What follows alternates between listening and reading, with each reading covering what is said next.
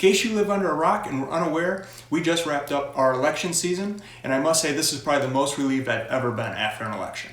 Not because of the outcome, but just simply because I'm tired of the process. But that's a topic for another video.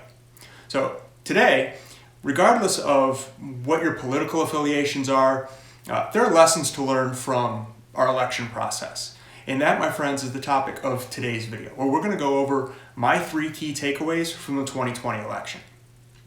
Now, if you stick around to the end of the video, you're going to see all 3 key takeaways along with examples of how they can impact a leader or a team. If you've never been here before, welcome. I'm Jody Haar, Leadership and Management Coach. This is Velocity Leadership.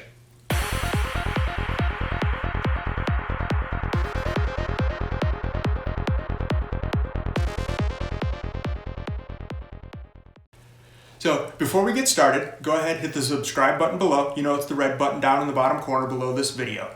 That way you can stay up to date on all of our latest releases. So you may have heard that we recently wrapped up or had our presidential election. Maybe it's been 6 months, maybe it's been a year. It really has been a very long cycle.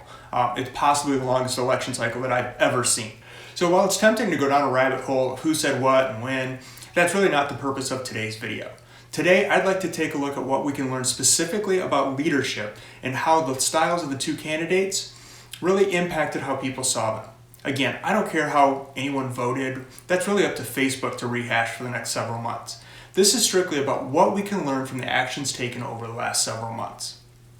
So the 3 biggest items that stand out to me when looking through the lens of leadership are perspective, perception, and ego. And I'd like to take a minute to walk through each one of these independently. So number 1 is perception. Perception is critical to your team seeing why you're going in a specific direction or making specific decisions.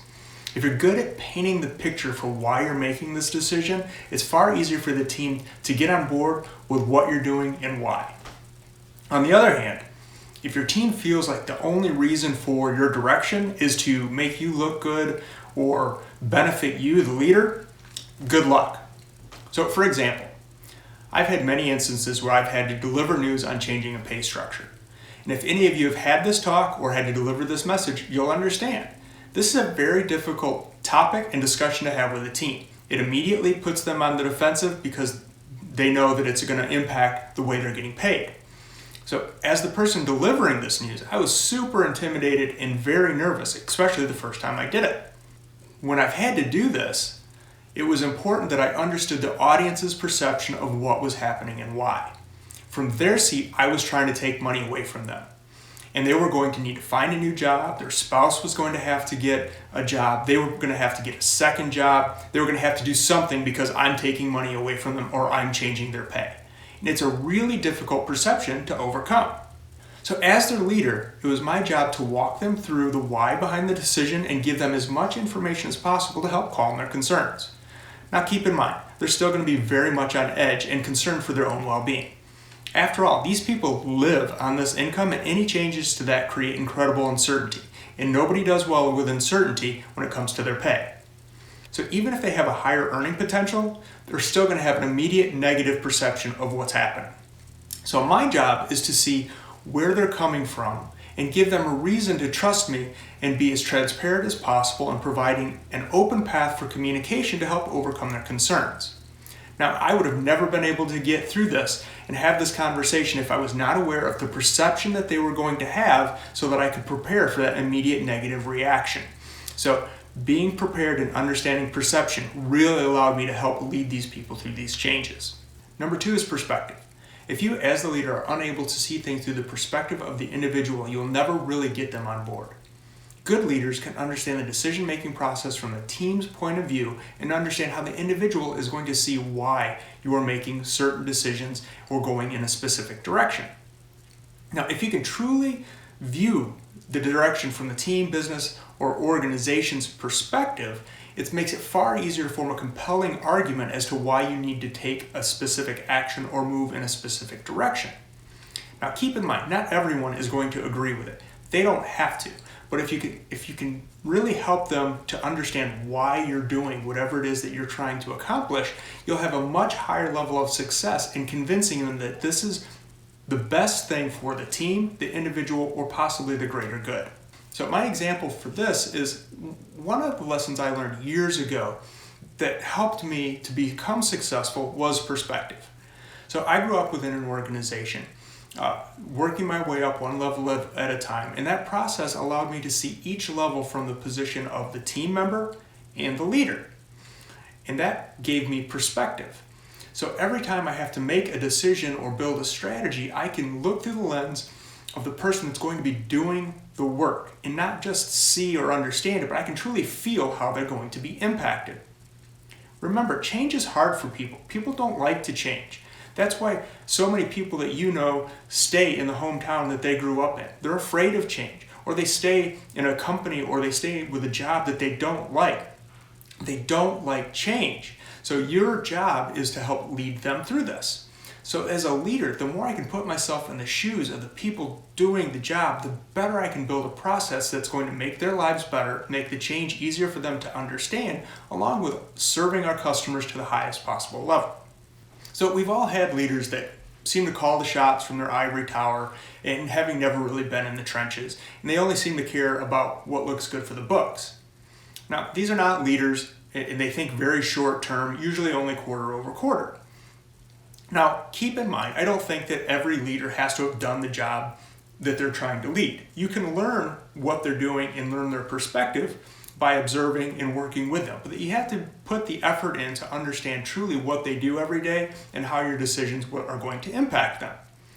So if you want to build a team that is willing to run through a brick wall for you, you have to be able to get into their shoes and see the world through their eyes. Only once that you've done this and you really understand their perspective can you understand why they make the decisions that they make and do the things that they do on a daily basis. Great leaders use that perspective to build trust, educate their teams, and make their teams stronger. But number 3, and probably the most glaring, is ego. And the lessons I've learned here are really impactful to see how people view ego and how it can impact how people are willing to address you and work with you. So ego is necessary. As a leader, everybody has one. Otherwise, we wouldn't take on the responsibility and the role. But it can be very dangerous if it goes too far. So I, like most, have had the need for approval. Feeling important, having somebody look at me with admiration, possibly coworkers, bosses, and friends want, that envy look when you've done something or accomplished something. And that need has driven me to, boast about accomplishments or how great things turned out or projects turned out that I was involved in. And all of these were done simply to elevate my ego and make me feel important. But we've all seen over the last couple of years, and especially the last couple of months and weeks, is that need to take credit for everything that goes well and blame others for everything that doesn't go your way can be extremely toxic. Leaders across the world should take note of a few important lessons this crazy election cycle has taught us. So number 1, as a leader, the wins of the team are not your wins. They are the team's wins and must be celebrated so. Stepping out and claiming that everything only went well because you were involved or because of your guidance or how great you are is selfish and is immediately going to turn those on your team off. They're not going to want to work with you and they're going to check out. So number 2 is the failures are yours. While you gave the team credit for everything that went really well, when things go poorly, you need to take 100% responsibility for those failures. It's not the team's fault. Remember, you built the team, you put them together, and you need to be there to step in front of that team and take any blowback from something that possibly went wrong. You're going to gain absolute trust and loyalty from your team when you practice this. And then number 3, as demonstrated, people don't care for leaders that stand out front and say I and me constantly. Don't fall into this trap. It's going to cost you. As in number 1, it's not about you. Eliminate me and I from your vocabulary. Nobody cares how great you think you are, and nobody wants to hear about you all the time. Give praise where it's deserved, and thank the people that make things happen. When you fail or fall short, don't be afraid of letting your team know. Things happen. The more honest and upfront with your people you are, the more willing they are to forgive and work with you in the future. Just don't let the same errors happen again. Learn from your mistakes and move forward. Blaming others and refusing to take ownership is going to cost you in the end. Leaders are only as successful as the teams they build. Support your team, hold them up when they succeed, and provide cover when they need it. So overall, there are many lessons to learn from our political and business leaders, both good and bad. I have learned some of my best lessons by having truly terrible leaders. There are lessons to be learned everywhere. On the other hand, working with great people who understand how to use perspective has shown me how to build compromise and understand even when they don't like it or agree with what we're trying to do, we can get a team to move forward and moving in the right direction because we understand their perspective and perceptions and help build that compromise so that they understand why we're trying to accomplish whatever our goals are. Understand, leadership is an art, and it takes time to learn. If you're willing to listen to those that you serve, you have a much higher chance of becoming a truly great leader. But let me know in the comments below what your biggest takeaway is or how you're going to implement what we talked about today. So don't forget to subscribe and never miss an episode. Hey, thanks for stopping by. I'd like to take a minute before you go to tell you about an incredible free resource I have for all leaders who want to improve their performance immediately. I've taken my 20 years of leadership experience and put it into an easy-to-use mind map that will allow you to quickly and easily identify tasks to add into your schedule that's going to immediately improve your performance and the performance of your team.